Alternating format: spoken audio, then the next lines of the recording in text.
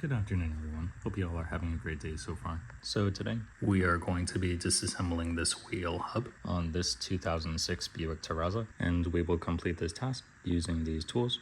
I'll post in the description. But with all that being said, let's go ahead and get started. So the first thing we're going to do is open the hood, go to the negative terminal of the battery, loosen it using a 10mm ratchet, and place it over to the side without shorting anything. And over here at the front of the vehicle, we are going to first loosen all 6 lug nuts, which are holding in the wheel, and then proceed to the next step. From there, you can find an appropriate mounting point, jack the car up, and place it on a jack stand. Remove all the lug nuts, and remove the tire. So behind the rotor, the sensor is plugged in here, directly behind the rotor. And to access it, we will need to first remove the caliper. There is a bolt over here on the top, as well as a bolt here on the bottom.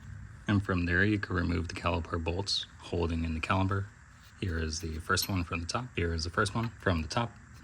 And we are going to keep it there before we remove the bolts from the bottom. If you do not do that, this entire mechanism will just open up every time you try to unscrew this. And that takes care of the second bolt. Once you have removed both caliper bolts, you can move the caliper over to the side. Make sure it's not just hanging freely by this line. And this would also be a good time to check out your brake pads.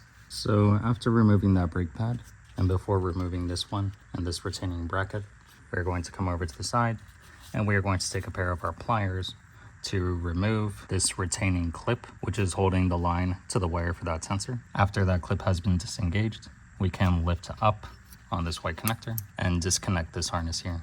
Once the sensor has been disconnected, we can go ahead and remove this bracket. And this bracket is held in by 2 bolts on the back, one at the top here and one at the bottom over here. Similar to the caliper bolts, these are going to be using a 15mm socket. From this bracket, it would be ideal to start from the bottom bolt first, because when you start removing the top bolts, this starts moving around and you're going to need to hold it in place as you remove the top bolt. So after that top bolt is loosened, you do want to be holding the bracket with the other hand, otherwise it's going to fall. Hold it firmly as you are removing the bolts from the other side. After you've set that bracket and both bolts down, and you've checked the condition of these rubber shoes, making sure there are no tears in them, now all you should be left with is the rotor. So to remove the rotor from here, all you will need to do is remove this rotor retaining screw. I'm using a T30 bit for this. After that has been removed, the rotor should just come forward and slide right off. If for some reason the rotor is stuck, leave a comment in the chat and we'll see if we can help out. To remove the wheel hub, it would help to turn the wheel towards you so that you could see the 3 bolts that are holding the wheel hub in place. One at the top, one at the bottom, and one at the other side in their corresponding places right here. And now I'm removing these bolts using a 1/2-inch wrench. And we are also going to remove this axle nut bolt.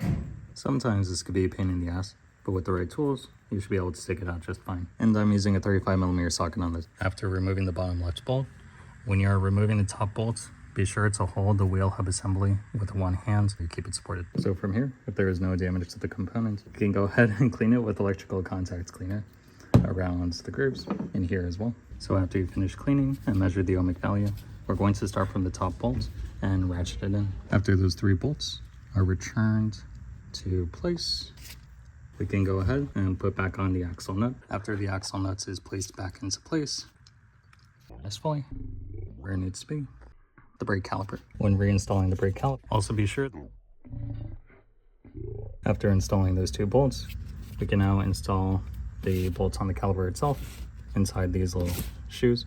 However, before doing that, we want to put the other end of our brake caliper back on, making sure that these rubber shoes are not frayed or bent, especially the one on the bottom over here. After both of those bolts on the caliper have been installed, now it's time to put the wheel back on. After we reinstall the wheel, we can go ahead and go to the top, reconnect the negative battery terminal, and then from here you can unmount your car, and there you have it. Getting access to the wheel hub ABS sensor is a lot more difficult than actually cleaning it and replacing it. Hopefully this video helps share some insights into the disassembly process, and if you have any questions, feel free to leave a comment down below, and please consider subscribing as well. But in any case, that's it for today's video. So once again, thank you all for watching, and I'm really tired. I hope you all have a great day.